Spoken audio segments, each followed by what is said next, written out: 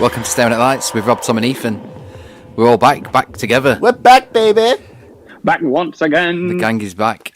So we'll start this week. We'll talk about the sort of continued SmackDown Raw shake-up thing that's kind of continued but not really been advertised to continue. So Samoa Joe has now moved over to Raw, which we kind of expected to happen with having both those mid-card titles on one show. I don't think we really expected it to stay like that. But the interesting one was Andrade and Aleister Black, and obviously then Zelina Vega moving back to SmackDown, quite a low key. It wasn't really sort of announced; they just appeared back on that roster. There's a couple of thoughts on it, and I know you mentioned Tom that it's largely sort of Fox wanting Andrade back on SmackDown. Mexican. Yeah. Give us our Latino. Yeah, there's been some sort of rumours about Charlotte using her sort of political power to get Andrade back together, and I know that WWE now like to keep married couples or people who are together on the same brand for sort of morale's sake, I think so. Yeah, it makes sense. I think they're starting with like AEW and stuff. I think they're starting to dabble in that thing of like, maybe we should give them some basic human rights. Maybe it's like, because that's the free one. It's not like health insurance. You just go, I will just keep them on the same card. Yeah, not cost a lot, does it, to do that? You don't want to be splitting couples up. That's it. Maybe they've just sort of stopped thinking like, why do all these couples split up and cheat on each other? And that's why, because he split them all up just as they're sort of getting started. They all split up and cheat on each other because they're all awful human beings. Well, maybe, because they're on different shows. True. So yeah, they've moved him back over. We kind of wanted him to have that IC run, didn't we? But maybe he will. Well, he still could because Balor's on there, isn't he? Yeah, So that's Balor's on SmackDown. Yeah, true. Yeah, so he'll probably carry on with that. I think the shake-up's probably done good for both rosters, really. I think SmackDown is still the stronger one, but Raw's come out of it quite all right, and now they've got a bigger sort of universal main title division. There's sort of 6 sort of people now that are all equally vying for that title. That makes more sense than just who's the biggest guy that can take Brock on. Yeah. I mean, to me, it makes sense to do it. Like, I think every year after Mania, it should just be the given that they mix both the shows up, because like you've got to think you want Mania to be like your final chapter and everything changes from there. These foregone conclusions where before Mania had gone, Seth will win it, but then drop it to Roman. Yeah. But now Roman and Seth are on different brands. That's brilliant, because it means that Seth can have feuds with other people and keep a hold of that title. Yeah. But it's also good for SmackDown because, let's face it, that wherever Roman is the show that they've got their investment in right now. And I think the WWE title needs to be on a show where there are people who could be seen as the top guy in the company. Because the last year, I mean, Raw's had Strowman, it's had Reigns, it's had Lesnar, it's had Seth. It's like SmackDown always felt like, it's a better show to watch, but these aren't the guys that the top end of the company are invested in. All the top end talents on the other show, isn't it? Yeah. Yeah, absolutely. Yeah, it's been an interesting one. I think the SmackDown division's probably going to benefit from all that as well, like you say. It'd be good to see where they all end up. I think the match that they're now advertising after Raw, where they had the sort of the 2 triple threat matches and stuff. So AJ will be facing Seth Rollins at Money in the Bank, which sort of makes sense. I think that could be a good match. Really good. I'm excited for that match. I think it's never happened before. I'm really looking forward. No, we said that last week, didn't we? I mean, it probably has on the Indies somewhere, but I don't think it has. It has. Has it? I've seen an Instagram post earlier, and it was AJ Styles saying about the first time they wrestled on the Indies. I think he was still going by, was it Gix or Gax or whatever he was going by? I don't know, I'm not sure. Before he was even Tyler Black, and AJ was like, this kid's going to be a superstar. They've only met once on the Indies. I could have sworn like Tyler Black, I could have sworn Seth Rollins had tweeted saying like, this is 12 years in the making or something like that.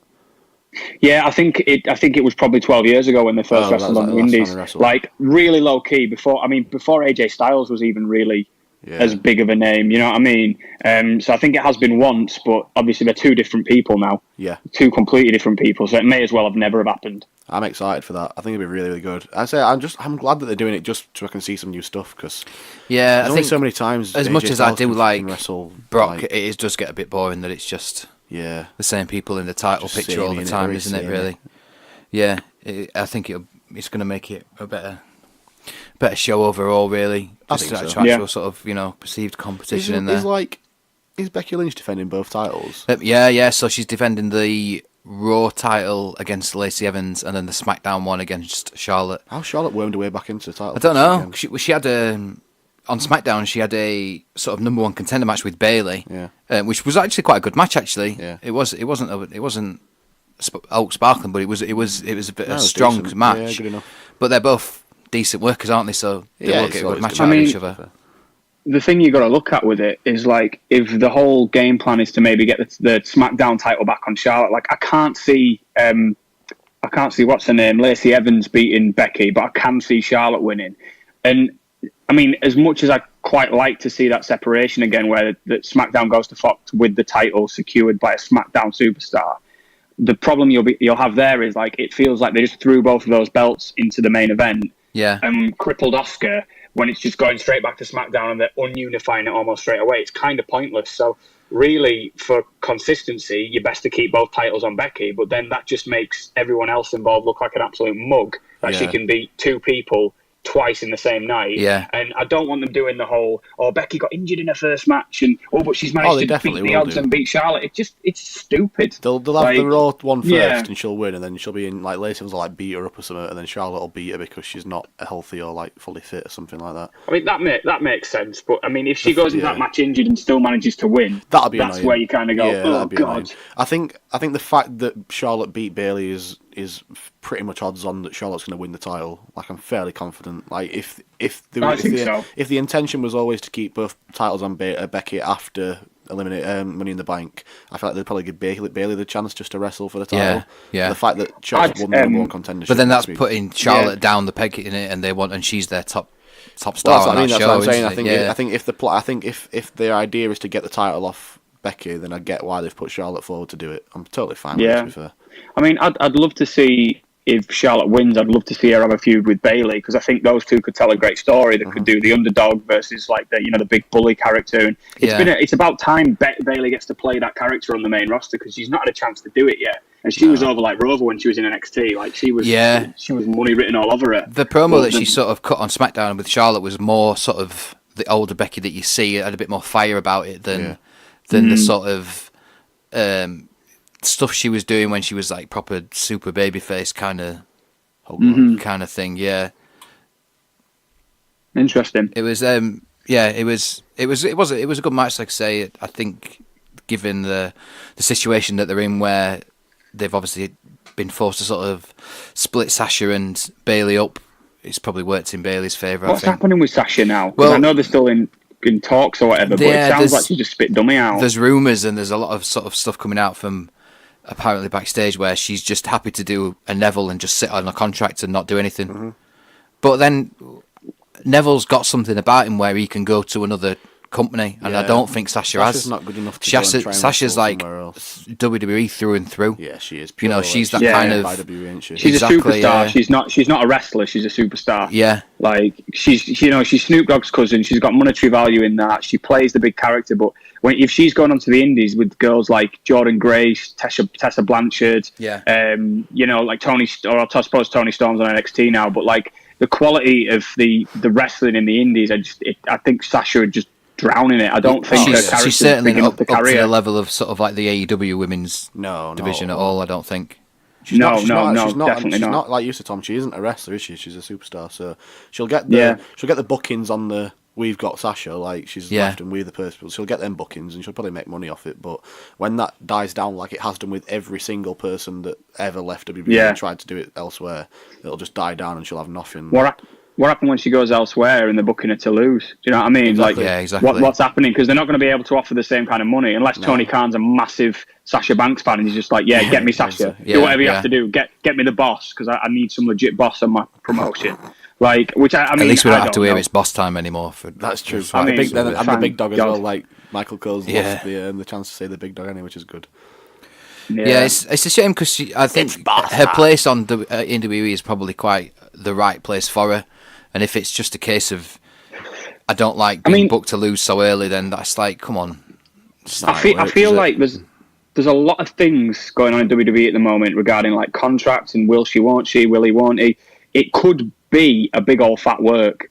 It's the thing with like we don't know for sure what's going on with Ambrose. We don't know what's happening with obviously Bray's character. He's been we'll get on to talking about Bray in a bit, but whatever he's doing now, that's been hinted towards probably for the past like 4 or 5 months on his Twitter Like you go back through it, and there's a lot of stuff where they really are starting to go back to blurring that line between, there's contract negotiations and there's people unhappy, and they're willing to give them more scope to kind of tell a story which seems like it could be real. But I mean, I don't know. I just really don't know. Maybe they're thinking take her off TV, have this kind of like angle with her, and then bring her back in and build the boss, because he's not really been the heel boss on WWE yet. Not for any prolonged period of time. Not on main roster stuff, no. No.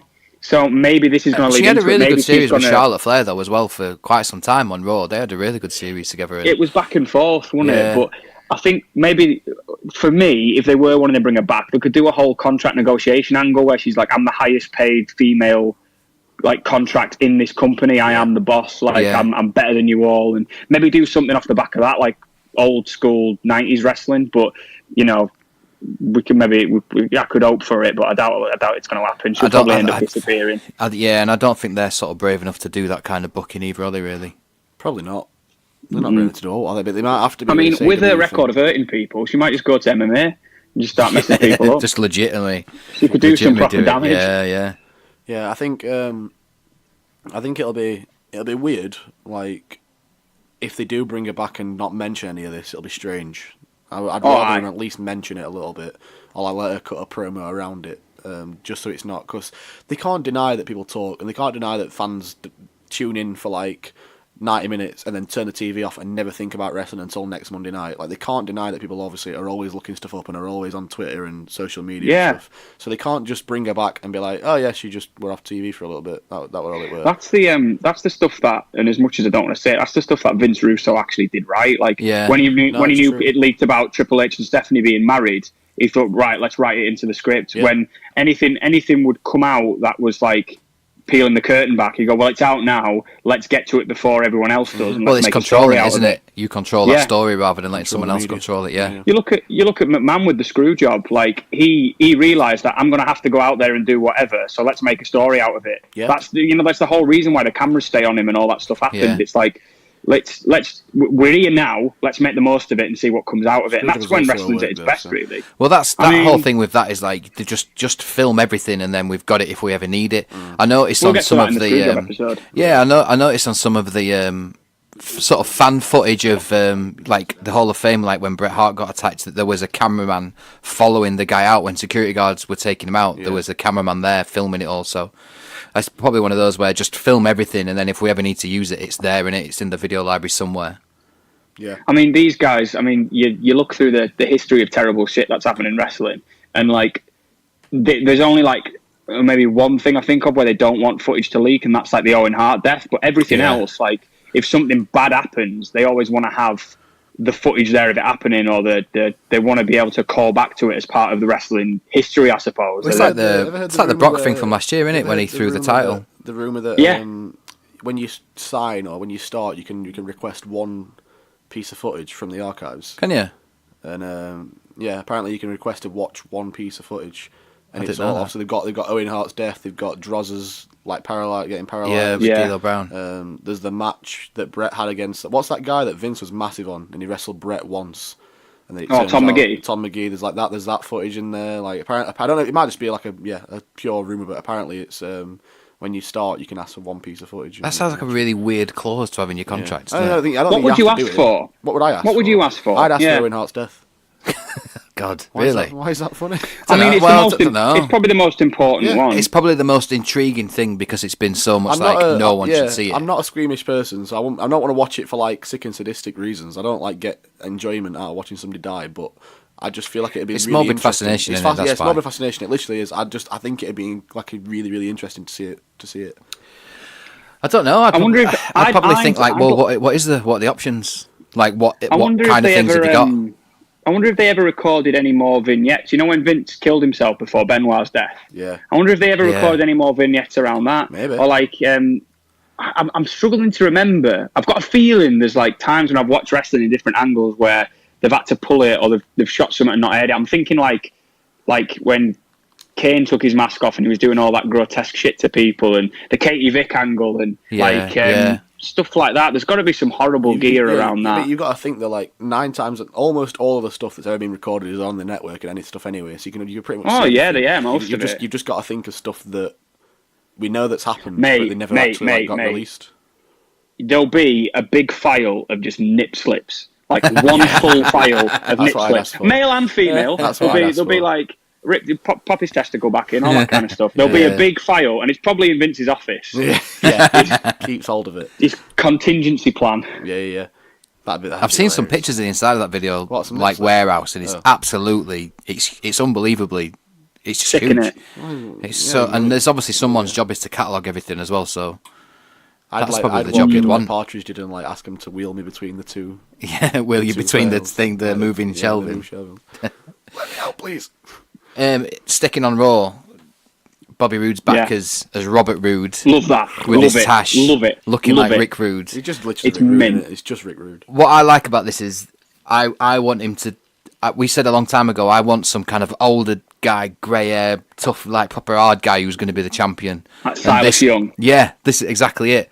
And that's what he kind of reminded me of. And like, this could be that sort of angle for him, really. I think this could be the one, but they go down that route of that kind of like old sort of animated Batman kind of thing, really. I'd really like it if they did use him.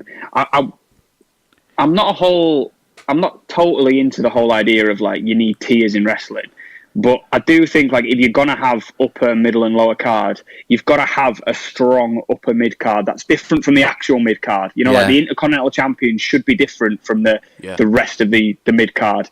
And I think it'd be nice if you could put him just on the cusp, kind of like where Ziggler sat for a while. Because as much as everyone complains about Ziggler, he had a pretty good run, in pretty good position, a few world title matches. That's kind of where Bobby Roode should be. I think he's really talented. He's really good, and like you say, he's not like anybody else currently on the roster. He's got that kind of middle-aged kind of, I'm a bit of a. I mean, he's ripped to shreds, but he's a bit of a dad. He's like he's got that kind of thing about him where it'd be nice to have someone for the dads who are going. Like he's kind of like coming out and signing autographs for your mum and that kind of shit. Do you know what I mean? Like a proper sleazeball. I'd love to see that from him. Love that. Rate good. Like all the kids in the crowd, he just like pushes them out of the way and signs an autograph for their mum and stuff. Just putting his number on gear, like just being a right slime ball. That'd be good. Love that. Yeah, it's a good development. There's a lot of different ways you can go with it. I just don't want him to get like a. Obviously, I mean, you can't get much more gimmick than the glorious gimmick that he had. Like you don't get much bigger of a gimmick. That was a problem with a lot of the NXT lot around that time. It's just that CFO would write your theme song and you just became your theme song. That was it. That wasn't that theme was supposed to be for Shinsuke, weren't it? Yeah. It definitely was. Was it actually? They wrote it, and originally they wanted it for Shinsuke, but then they did the violin thing instead, and it just worked so much better. So when they brought him in, they're like, "Well, we've got this track that we haven't used." Do you want to Yeah. That's pretty cool. I didn't know that. No, I didn't either. I'm sure it was Shinsuke. I'm almost certain. That'd be a weird theme for Shinsuke to have, though, wouldn't it? I think they didn't really quite understand his character properly, because if you listen to Shinsuke's New Japan theme, it's very like Final Fantasy-esque. Yeah, it is. So it's got a lot of like. I think it's better than his violin theme. I love it, because I'm a massive weeaboo. But I love it. It's like it is good. It sounds proper sick. It's like video game boss theme, but it is good. I get where they're going with it. But I'm almost certain it was, but maybe it wasn't. I think I remember reading I never read that somewhere. I'm sure I read that. It was definitely for someone else, not Bobby Roode, and then they just repurposed it for him.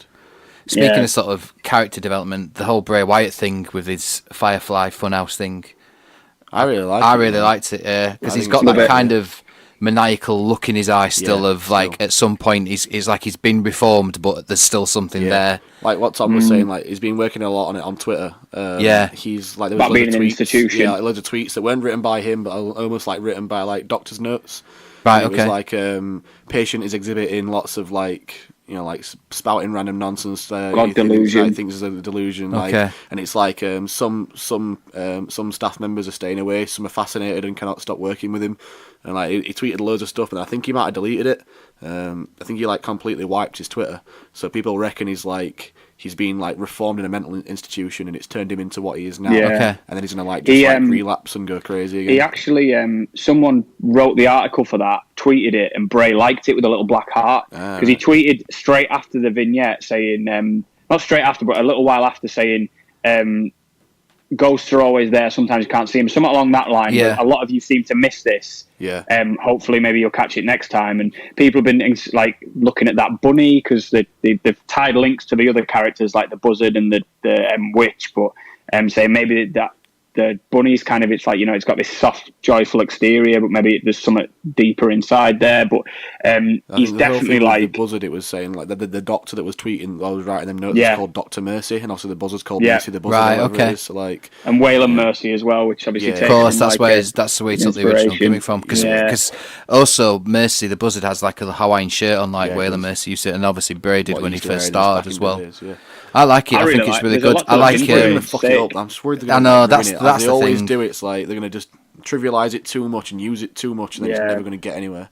Like he needs to be I just hope it stays on the thing of like conspiracies and mystery and really get like into it, because like someone had someone had tweeted a picture. It could be like Kane's. Do you remember when Kane had that film coming out? Yeah, you weren't allowed to say the title of it. Like, you weren't allowed to say May something. 19th. Like, you weren't allowed to say the release date, and it was and he went crazy over it. Like, it could be like backstage stuff, like people talking about Bray and like what's going on with him, and he just like he kind of walks past. And he's always like really happy and joyous around you. And, like, there's talks of having like Nikki Cross and Eric Young join him as like characters on the show.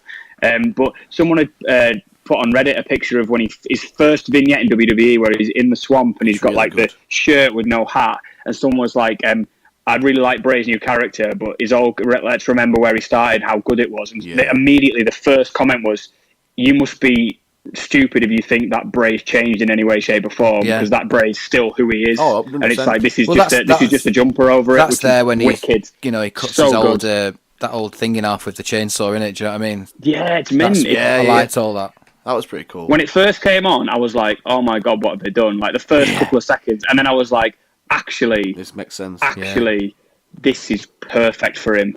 Like, but he needs to wrestle. He can't just keep making vignettes and never wrestle. Like, he needs to have matches. He needs to wrestle. He needs to win. He needs to win. That's the key thing. It almost reminds me of when with Mankind, when he used to come out to that like really dark theme, and then when he'd win it, like, I love that music. Playing like the twinkles and it's like coming out of a coma almost, as like what he's just been doing. They could go down that road with it, where he's like, he wins a match, but then he's really sorry for like hurting him and like really apologetic and. Like, almost kind of like remembering his therapy, kind of going down that route. Hits like Sister Abigail and pins him, and he's like the bell rings. And he's like, "Oh my God, I've hurt you! Like, you okay?" Like, helps him up and like gets him out of the ring and stuff. Like that. I think that'd be like really, really cool, mate. Right, sorry to interrupt, but I've got this Shield thing on in the background, and just having no sound on it whatsoever. This is class. This is so good. It's like Lashley versus McIntyre. The two of them are just greased up, roided to the hill, massive boys. They just stare at each other. I'm like, this is sick. Yeah. I'm not having anyone in my ear like chirping about bloody toys and games, or it's Bobby Lashley domination time or whatever. It's just like watching a sport. It's actually really good. I wish they did it on the network on PWG's DVDs when you bought them. You could on the audio track you could choose if you want a commentary or not. So you could just turn commentary off and just have like the crowd audio. I wish they did that on the network, better. Like be able to change your option. Do you know what I used to do? I used to listen to the German/Spanish like commentary on the network. I don't do it very often. It's interesting. It's like when you watch New Japan though, it's always miles better with the Japanese commentary. It's because you don't know what they're saying. Like they're probably Japanese commentary is always better than the American one. The Spanish guys are probably still shilling the exact same stuff as the American guys are, because you don't understand it. It just doesn't really matter that much. You're just kind of like just watching the wrestling and they're in the background of it almost. Lashley and McIntyre are a team, right? Got it? Because when they were entering, they looked like they had heat, man. All right, Corbin's coming out. It's 3-on-3 in it because they're against the Shield, mate. I'm saying, get rid of all the rest of it. Just two big muscular dudes in their pants staring angrily at each other. There's nothing more wrestling with that's no better. Commentary. Why has everyone got to wear a daft costume? Yeah. Why are they all got to wear daft costumes? It's true, mate. I don't know. Baron Corbin's clocking in for his shift at TGI Fridays. He looks alright, don't it? He does look like he's just finished his work. He's drove to arena as fast as he could. And he's like when I get changed, Baron, he's like, I ain't got time. Take your waistcoat off. Yeah, I ain't got time. Just like walk straight out into arena. One thing else that happened this week is that they finally changed the. Well, I say finally. It's only a week. They changed the name to the Viking Raiders rather than the Viking Experience. We're getting there. Let's just keep protesting until they change the name to something completely irrelevant. I mean, they must have thought at first in NXT, like, we can't even call it Roy's War. We're not going to get a war tag team over. Like, Vince is never going to have that. He's so, like, patriotic and wanting to keep, we lighten the spirits of the nation or whatever. He's never going to have the word war put back in. I mean, he's got War Games on NXT, fair enough. But if they brought the War Games match up to WWE, it wouldn't be called the War Games. Call it something else, wouldn't they? Yeah, like, I don't know. It'd be called, like, Double Ring Ring of Doom or something stupid. Yeah, something stupid. Something goofy. But, I mean, it is an improvement in it. The Viking Raiders, I get that. I'm all right with that. I'll settle for that. Why don't they just call them Raiders? Like the Raiders. Something like that, yeah. Maybe they can't because of obviously like Oakland Raiders, maybe. Yeah, maybe. Let's turn to SmackDown then. Kevin Owens has sort of turned heel. Before we go to SmackDown, go on. I don't know if I read if it's true or not. I read that Enzo and Cass have been released by Ring of Honor. I don't think they were even signed to him, were they? I don't know. I think they just tried to associate him with them. I've been looking into this quite a lot. So the whole thing, Ring of Honor, because Ring of Honor are they're a shambles right now. They're an absolute mess. They didn't tell any of the New Japan guys they were going to do this, or Bully Ray, and it was supposed to be this really big thing, a nice thing for Bully Ray because he was obviously having this fairly important match. The New Japan guys were there, and they felt the whole angle without telling them was just massively disrespectful. Right. It just went off. I mean, terrible night, obviously, because it's ridiculous. I mean, you could say it's not Enzo and Cass's fault, but you could say that about their entire career. They're always involved in something stupid. But yeah, they've officially. I don't think they're. But then again, it could be a work. I just read that. Yeah, I think the title of the tweet was Ring of Honor cut ties with Enzo and Cass, and not like they've like been let go out of a contract, but just like cut ties. So that entire thing that they did that for is not even going to be used, or they're just going to forget that it happened. I mean, they came running out through the back of the arena, didn't they? So it's not like they were in the crowd legitimately. Oh no, it wasn't like a legit jumping. It was definitely organised, but they just didn't tell everybody. I mean, I think it was like.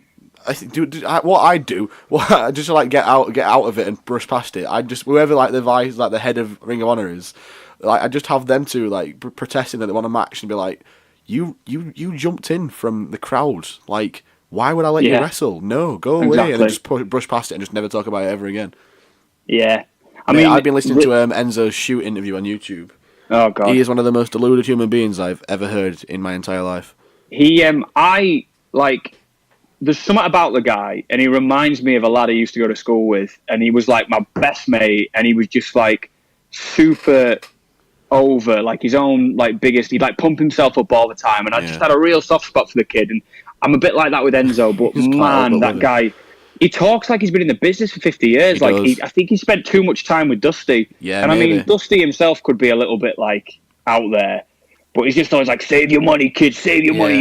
You'll get more tickets from a catchphrase than you do for any high-flying fancy moves. And it's like, mate, you're a kid compared to a lot of these guys. I text you two guys. There's like on YouTube. I don't know. It must be like trying to get you to buy the full thing, but there's at least like 50 clips of like 3-minute clips of him on this shoot interview, which I think is pretty much just the entire thing. Yeah. And he's talking about how he thinks he could have been the greatest heel champion of all time. I'm just God. What are you on about? Like, how could you ever think that? Like, how could you ever get that in your head? Like, you can't even, like, you got to brush past Austin, you got to brush past The Rock. Oh, I know. Like, what are you talking about? The guy, him and Tama Tonga have been trading tweets all day, and like little videos and stuff. And part of me kind of thinks, well, why would Tama waste so much time with him if they've not maybe planning something on the back end? Like, maybe there might be something coming off, and they are trying to push all this merch, but I don't know. I don't know what's happening. It's one of them things we'll have to keep an eye on, isn't it? We will keep an eye on it. Excellent, as the saying goes. I don't know. I don't care for Enzo. I never did care for Enzo. I liked his old little shtick. I thought it was funny, but again, like I'm not old school in my views because I watch some ridiculously stupid wrestling like that's definitely breaking kayfabe at all points. But you just can't ever tell me that he could beat anybody in that ring. Like you just can't do it. Yeah, it's a good point. I mean, he used to play linebacker at his college team, so he used to be a lot bigger. I bet he was the worst linebacker of all time. Oh, he'd been on juice, mate. He'd probably been juiced off his nut. College football, mate. Yeah, I don't even know the piss test. He's been juiced off his key. But yeah, let him do what they want. I mean, I don't know. It's a sorry state of affairs, the entire thing. Like, Cass has put on a shitload of weight, and like I haven't seen Cass in ages. After he had that seizure, I hadn't really seen anything. He looked heavy when he's a big lad anyway, but he looked heavy, didn't he, at that sort of Ring of Honor thing, and then he's put that little video up on it recently, that sort of promo thing he's filmed on his phone with his face right in the phone. I've literally not seen anything of him. I've not seen anything of him. Yeah, it don't look great. It's not a great look for him. Bless him. Bless him.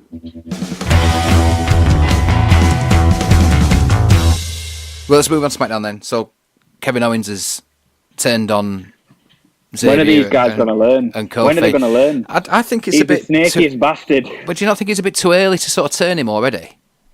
Oh, I thought they could have got a bit... Either, innit? I thought they could have got another few weeks out of this easily, and before they with turn Kevin Owens, like, I kind of just think he's like... He doesn't, to me, really stand as a heel or a face. He's just kind of Kevin Owens. I just do what I want. He's like Randy Orton, isn't he? Yeah, I guess. It's just kind of like... At any minute, it just depends how I feel. I might powerbomb you. I might give you a hug and do something daft with you. I don't know. I'm a bit of a rad guy. I really liked him doing the intro for New Day. Yeah, that was really funny. It was good. Yeah, it was really good. Yeah, that was really good. I think it looks like they're going to be teasing the match with him and Kofi, aren't they? For probably Money in the Bank. I'm guessing maybe because there's still a couple of weeks away till that. Yeah, I'm happy with that. Yeah, I'd quite like it for Kevin to win it. I think it'd be a good. Maybe they could trade the title back and forth between each other because I think they don't trade titles enough anymore. No, I liked him as Universal title champion though. When he was on Raw, I thought he was really good. He was mint. Like they pushed him to the moon. That guy. Yeah. And it's not often that they do. Like, especially I know it's like classic Vince's like body type and stuff like that. Like he's really not anything that Vince ever looks for in a wrestler. No. But like when they brought him up and had him immediately feud with John Cena for the US title. When he was still the NXT champion. When he was NXT champion, yeah. Like, and then they just pushed him. Like, they just did not stop pushing him. And then, like, obviously, what was the injury that he went away for? He had both his knees operated on. With both his knees? Yeah, he tweeted out, didn't he, saying I went in for one and got the other one done for free. Yeah. 2-for-1 special. Yeah. Because it was the same time, obviously, Sami Zayn had both his shoulders done, didn't he, I think? Yeah. Mate, the Bionic Canuck. The Bionic Canuck. Yeah, no, it's... I've missed Kevin Owens, I was thinking, mate, I might tweet him that. I didn't notice. What's the saying? You don't know what you got until it's gone. Yeah, quite an emotional saying. But like, yeah, when it got to like 3 months of like he's not been around for 3 months, I was like, I really want him back. Yeah, I really like him a lot, and he's such a good wrestler. Like he's one of probably the best I would say in the WWE. Kevin Owens. Like, he's as big as he is, his work rate is unreal. Like he's so his good. cardio must be really good because he's not.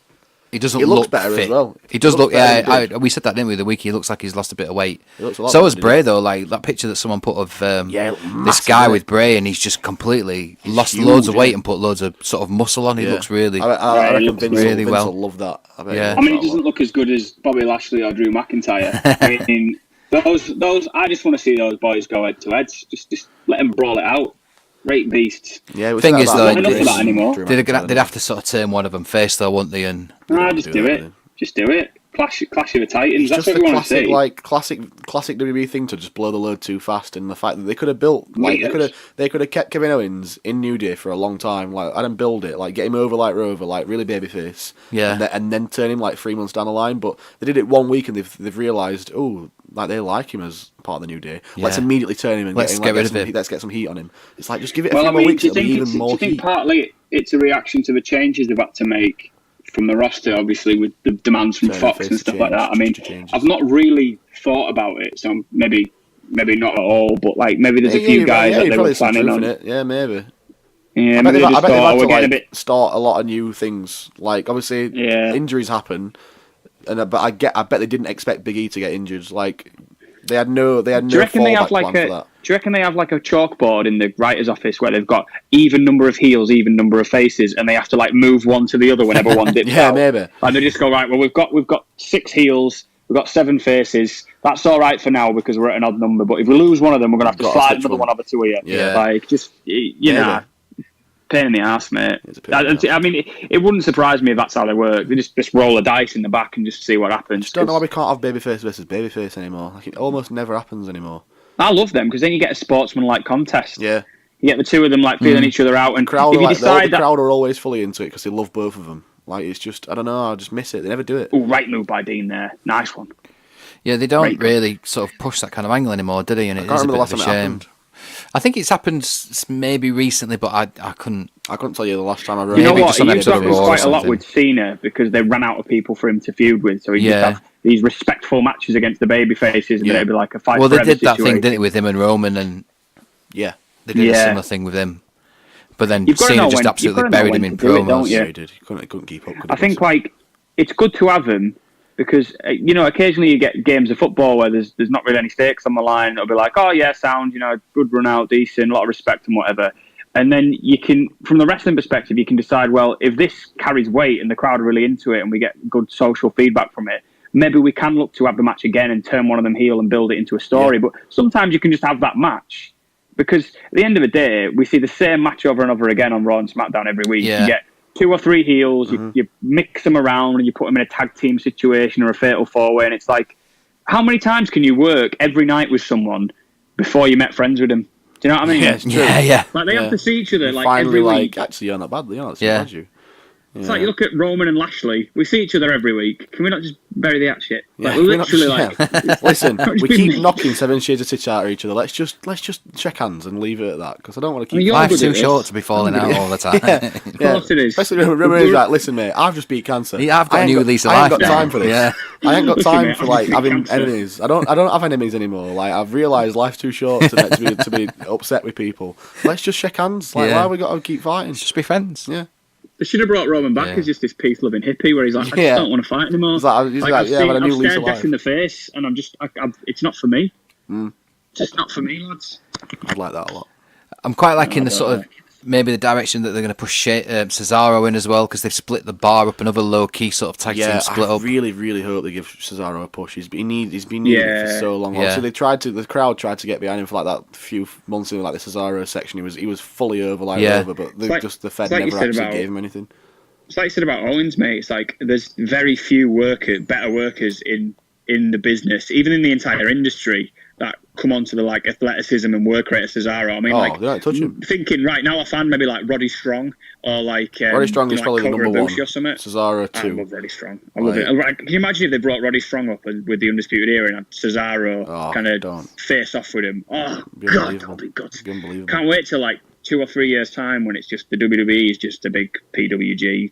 It's getting close, mate. It's getting very close. We're nearly there, mate. We're nearly there.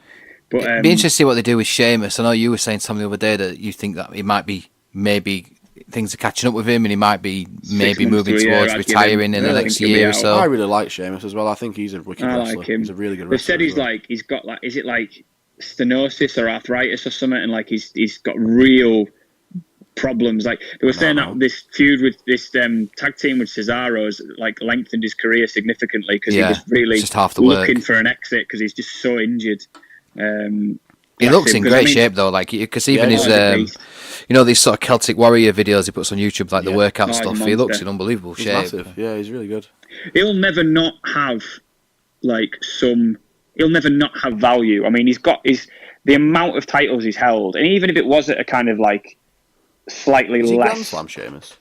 He's a Grand Slam champion, he's had literally everything apart from maybe like the Undisputed title. He's a Royal Rumble winner. Yeah, he's multiple world titles, Money in the Bank, tag team, Intercontinental, United States, really. King of the Ring. Like literally, you can't name. You can name very few things that he hasn't done apart from maybe the women's title. And there's not many guys around that I can think of that have done as much as. Has he main evented Mania? I don't think so. No, I don't think so. Who did he like choose his Royal Rumble challenge? Well, he chinned Daniel Bryan in 3 seconds flat, didn't he? Like broke him and then straight like beat hard though, weren't it that? He's had triple threat matches like Ray and Randy Orton, I want to say. He's faced off against Cena. He's heel face. He managed to get people to boo Roman. Cheer Roman when he cashed in after the. He cashed his Money in the Bank in after Roman was like all the confetti was coming down, and then he got laid out. Like he managed to do almost the impossible at a time where everyone was just booing Roman like mad. Like he managed to get a couple of cheers for him. So respect to him. Like first ever Irish world champion. Yeah. Proper lad. It'll be gutting to see him like leave if he does leave. Like because he has done. Like you say, I couldn't think of many people that have done every single thing that he's done. He's just a top quality worker. He's a big, strong lad. He's always had a good look, good move set, just spot on. Yeah. It's going to be a bit sad if he does. I mean, he might surprise us. He might do it another 4 or 5 years, but from everything I've read, if they are splitting this tag team, let him have some time off, let him rest and recuperate, and then maybe see if he wants to come back. Come back home to the Emerald Isle. Get a few Guinnesses down and be sound. Yeah, I don't know. I hope. Yeah, there's so many ways that this superstar shakeup could lead to some wicked stuff. But it's just like when you think back to other ones that they've done, are they going to cash in on the opportunities that they've got? Probably not, but you can always hope, can't you? I think Can we trust again? Well, one of the things with WWE is they literally just look a gift horse in the mouth, don't they? And they just don't know. Yeah. They don't know what they've got used until it's gone, and I don't think they realise what they've got on their hands. Do you know what I think the problem is? And I've thought it for a long time. I think that when like you say, look at a gift horse in the mouth, the answer is staring him right in the face, but Vince doesn't like to take it because he feels it's too obvious. He likes to be smarter. So he will. If you could have something that's so obvious, where you go I don't know, let's say Adam Cole comes up to the main roster, and you go, that guy should win a world title. That guy will be money. Let's put him in some sick ladder match. Let's have him win Money in the Bank. Let's have him cash in, win the title. It'll be a great story. Or anything that just plays its own story, and you think that's the obvious conclusion. Vince will always go, well, we're not doing that because we want to be smarter than everyone else. But it's like your fans are all wrestling fans, Vince. We want the Rocky story. Yeah, you can maybe give us a few losses, but in the end, we want to see that story round itself off in a satisfying, interesting way. And they just go, nah, we're just going to throw random shit in there. Yeah. Imagine you're watching Rocky 2, and they just go, you know what? Instead of him beating Apollo, we're just going to have Clubber Lang come in early. Yeah. He's not ready to bring up yet. He's a bit green, but we'll bring him up early, and then he's going to interfere in the match. He's going to cash in his Money in the Bank, and he's going to beat Rocky. And then we'll have Rocky go off TV for a week, and then come back, and we'll have a tag team match of Apollo and Rocky versus Clubber Lang, and fuck it, let's bring Drago into it. I don't know. He's green and all. It just that's the kind of shit they do. That's the kind of shit they do. Yeah, it's not on. Yeah, I don't know. There's a lot. Like I said, there's a lot of options. There's so many ways they can go. But then again, it's there's too many options almost, and it's always that case where you've got 8 different ideas in your head that you want to see, but logistically they can only go forward with 2 or 3. They can't do everything that you want to see them do. Yeah. Which again, I get that. That's nothing against the business, because that's just it is business. It is what it is. But it's the one. It's you can't have your cake and eat it, innit? There's so many ideas that as fans you see and you think this would be wicked, but they can't do every single one of them. Do you not? And time moves too fast, innit? Before, people get hurt, and there's just no way they can do everything. But do you not feel like there's a bit of dread, as a wrestling fan, and knowing how once you've been working on a project for so long, and then you want that conclusion, it doesn't come? I'm worried about what's going to happen with Game of Thrones. So I think there's only so many endings, and the writers' room, they're probably all there shivering, smoking tabs, and just trying to figure out how to come up with something new that no one's going to see coming. Yeah. We can't use that because everyone thinks it's going to be that. Already. It's it's just going to be a massive. It feels bust. the same way sometimes. Yeah, I don't know. I've been saying it since AEW got announced. I really think obviously they might be on TNT. They reckon the channel TNT. Oh mate, yes. Is Ted Turner still alive? What's he up to? Yeah, he's going to be about 90, right? That's his network, isn't it? So yeah, I think that's where they're going to be. We spoke about it a couple of weeks ago, didn't we? About they've got a TV deal. I think that's what it's on. But then literally sort of 2 days after I think the podcast came out, it was announced. It was announced. It's not announced, but kind of leaked a little bit that it's going to be on probably TNT. We think on a. There's just no way it can. I think it's going to be on a Friday because they're going to move SmackDown to Friday. They are. So they compete with SmackDown. Yeah. Which is I'm so excited. I'm so excited. I really think it'll go crazy. Imagine 10 years down the line when Vince is in his 80s and he's cracking on about billionaire Tony Khan. And he's like, billionaire Tony, I bought AEW. He's still going. His little wheelchair. I'm almost not against him winning. I'm almost not against him beating AEW. No, I'd love it. He's just to see all the smart. If he had a perfect 100% track record when he finally's on his deathbed, and he can look back and say nobody ever beat me. I beat everyone. Nobody got better than me. Yeah. Nobody was good enough to get past me. The definition of Sinatra's my way. Legitimately is even billionaire Tony Khan could not beat me. And he can look back on his life and be like, I've done it. I've completed the game. There's nothing else I need to do anymore. Imagine that. That'd be fucking mental. Like they've got billionaire backing, and he still does it. Yeah. As much as I want him to just hang it up for the old sake of quality storytelling, there's part of me where it's like his story is so much more compelling than everybody else's story in the wrestling business. Genuinely is. Like he's just like nobody else. But I don't know. We'll see what happens. It'll all come crumbling down, and he'll end up the winner. He never loses. It's he looking can't lose. It's looking good though. The AEW card so far is looking good now with that announcement with Dustin and Cody facing each other. I think that'd be good. That promo was really good. Really good. Promo was mint. Absolutely mint. I just hope it was a bit out of left field. I thought he was going to be involved with AEW, but I thought he may be moving to maybe like a writer producer kind of role. I didn't think he'd be having a match there. So it's quite a surprise. I just hope it's as what I'm expecting it to be, because I've not seen Goldust wrestle in a long time, and he always could. Well, he's also had knee operations like in the last year or so. Yeah. That's one of the things that kept him off. The last WWE match he had was against Matt Hardy, and he lost. Nice. So that was. He teased a lot of Dustin stuff though, didn't he? Because then when they did Starrcade, he did it as the natural Dustin Rhodes. Yeah. And then he did a promo on, it must have been on Raw, where he had the sort of Goldust gear on, but he'd not painted his face, and he had his back to the camera, and he turned around and said, "You remember the name Dustin?" And he came out and had a match as sort of kind of half Goldust, half him, and and they sort of did this, can he still do it, or kind of thing. I think that's the match that he lost. I think. Right. The thing out like 50s, 60s. I think he's in his probably in his 50s. I don't. I think he's in. I think he's in his. He's not in his 60s. He's definitely. He's in his 50s, because he is old, like. You kind of forget that he was wrestling so much further before even Triple H started, or like even. He's probably do you know what I mean? I reckon he's probably one of the longest. I mean, he's 50. He's 50. He's 50. Yeah. I mean, he's one of the longest tenured. Do that to you, I suppose. Because I mean, he was wrestling young. Well, he was in a tag team really with his dad, weren't he? In WCW. Yeah, man. I'm trying to think if there's anybody. Obviously, I know he's about to like see out his contract, but I'm trying to think of anybody in the WWE that's been around longer than he has. Don't think there is. Apart from Taker, I think it's Taker then Goldust, right? Or Dustin Rhodes. I think he's literally the one that's been there, and obviously he's been let go before, and then he's come back and got himself sort of come back, but.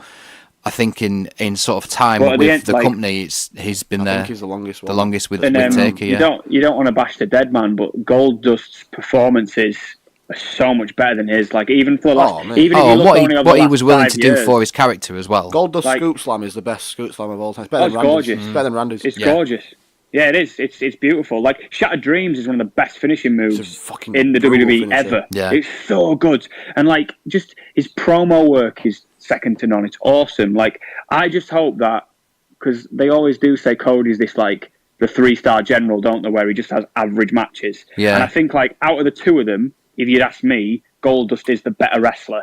Like I just think he's the way he lays in his punches is super stiff. It's that old WCW style. Obviously, he's kind of had more direct learning from his dad when his dad was kind of more or less in his prime. Yeah. And I've always thought Goldust was the better wrestler. Like some of his matches when he was like Intercontinental Champion, like when he wrestled like Mankind or Shawn Michaels, or like just a stupendous wrestler. And it'd be really nice if they could do something kind of like Jericho or Omega, where it's a bit more, because they're going to have to probably go down the brawl route if it is this family blood thing. I'd love to see a bull rope match or a cage match. Like it has to be one of those two. I don't want a cage match. I don't want to limit it to the ring.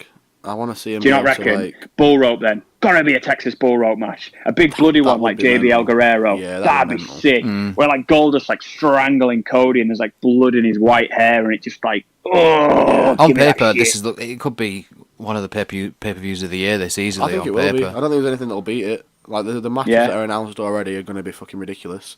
And I think it's in the perfect place, perfect time to put them on the map with maybe more casual wrestling viewers. Yeah. And then obviously if they do go to TNT, which is what is pretty much rumoured to do, Friday nights, obviously, to the casual fan, if you're a Tuesday night SmackDown watcher, and then you come to watch it and you realise that Tuesday it's not there anymore, you're gonna Google it. You're gonna find SmackDown, but you're also gonna find AEW. Yeah. It's the exact same time, the same night. If AEW is smart and they are looking at doing syndicated TV, they will need writers.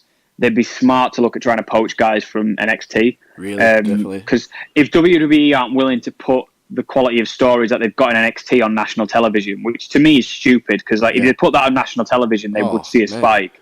Then AEW may as well do it. AEW may as well just go, you know what, we'll poach those writers, we'll pay them. Because I imagine the NXT writers aren't getting paid that much compared to what Tony Khan could pay them. Probably not. Like, and obviously, if you are a writer and you're making up stuff like that, it's like almost like being like I don't know, it's like writing like an Emmy award winning TV show, but it's on like fucking like Quest TV or something on like Freeview. Yeah. And you're like, exactly. I'm way too good for this. Yeah. And you know what are they doing? If you could come if Tony Khan could come to them guys and be like, listen, I'm not trying to like steal you away from what you're doing. I really, really, really like what you do, and I love the stories that you've written. Would you like to make some more money, have a national view? Like, well, this is a prime time slot we've got on a national television like circuit. Would you like to come and write the same kind of stuff, but just for us instead?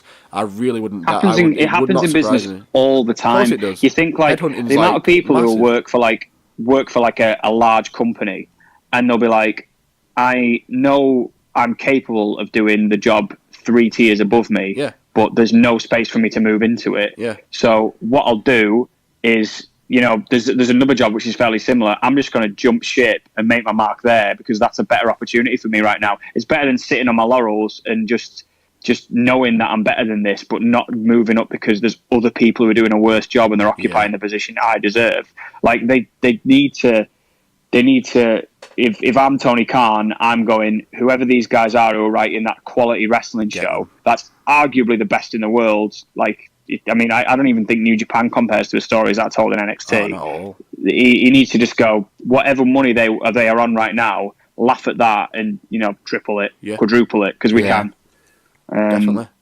There's obviously some fear there. I mean, if you look at the StarCast thing that's coming up, I know it's kind of a separate entity, but it's still tied in, isn't it, with AEW, because it's over the same weekend, because they've WWE have just pulled Kurt Angle and Undertaker from the appearance there that they were making. Yeah.